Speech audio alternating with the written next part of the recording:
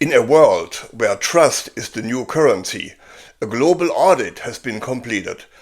The results are in.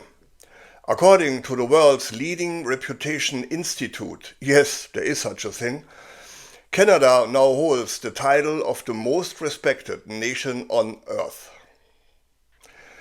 In some other polls, Canada shares this number one spot with Switzerland. However, it is still number one. Meanwhile, the United States has experienced one of the most dramatic falls on that survey's history, dropping 18 points to sit well below the top 40. I wonder why. Any ideas? Anyone? But this isn't about a ranking. It's about what that reputation buys. In quick session, we've seen a major US data center project choose Canada's soil, and a multi-billion-dollar strategic investment from a tech giant like Microsoft. My friends, those are not coincidences. They are affirmations. Today, we explore the moment of the Canadian momentum in three clear sections. First, the verdict. We'll look at what this number one ranking truly means and why it matters more than ever. Second, the advantage. We will break down how this stellar reputation translates into real-world power, attracting capital, securing alliances, and drawing talents. And third, the path forward. We'll discuss how to safeguard this reputation and what it means for Canada's role in a turbulent world. To be clear, this verdict is much more than a popularity contest. This ranking isn't just a measure of a country's current standing on the global stage. It's a composite score for trust, ethical governance, safety, and perceived quality of life. It answers a fundamental question the world is asking for. Who can we really rely on?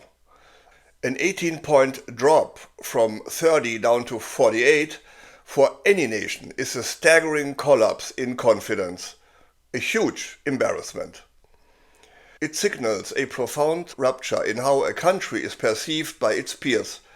For the United States, it reflects a global verdict on instability, unpredictable policies, and a turn towards transactional relationships.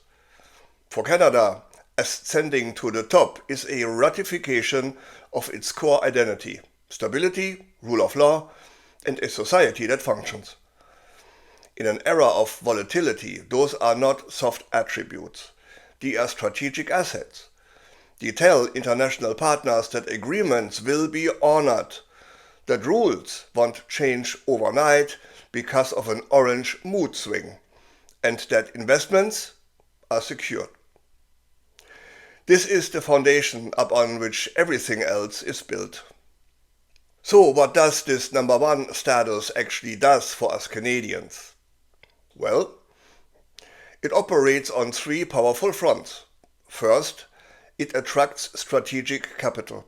The Microsoft investment and the US data center deal are prime examples.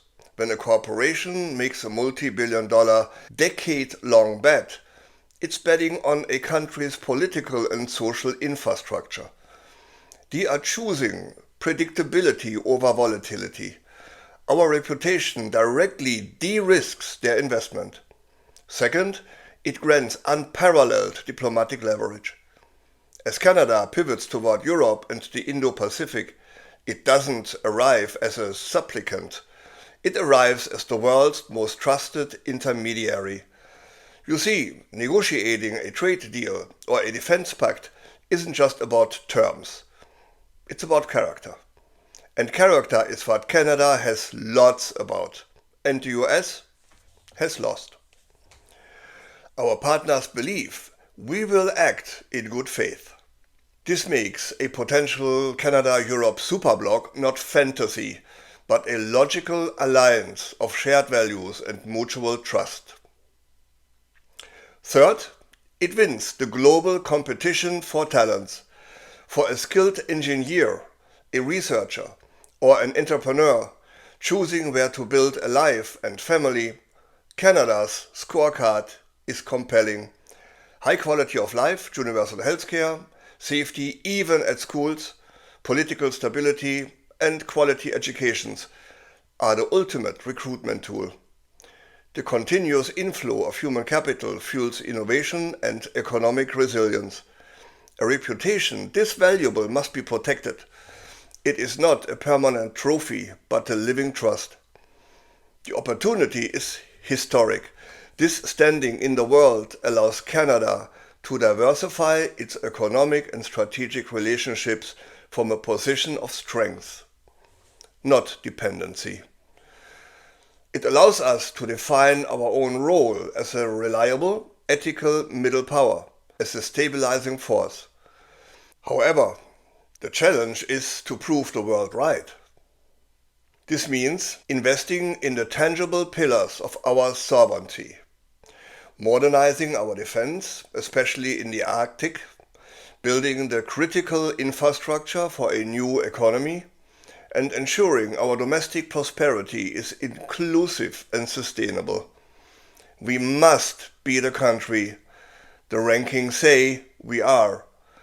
Canada's optimistic outlook is justified, but it is conditional.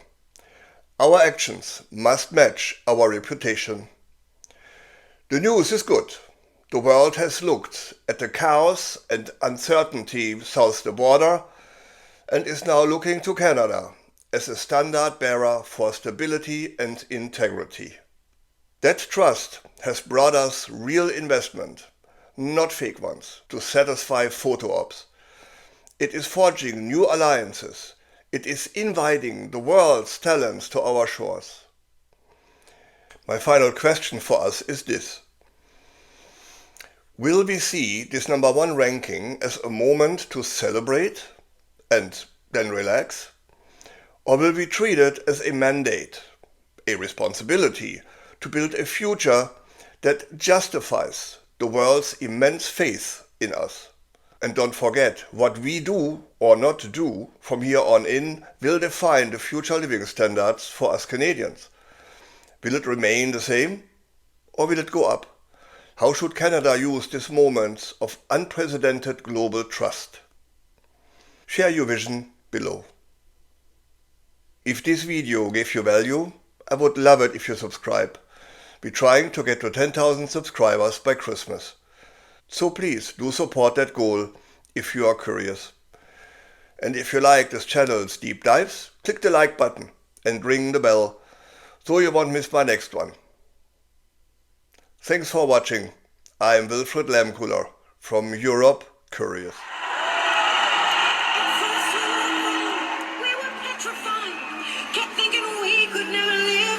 You by our side, and we spent so many nights thinking how you did us wrong. Now we've banded all together. Your tariff made us strong, and so you know you're not so great. There's not a snowball's chance in hell will be your 51st state.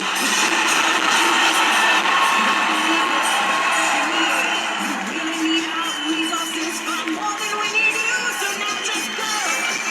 Walk out the door. We do not need you. You're not welcome anymore. Weren't you the one who instigated these trade fights? You'll soon grow to regret it when we turn out your lights in the dark. We will survive. As long as we can think and work, we know we'll stay alive. We have all we really need. We can live without your greed. We will survive. We will survive.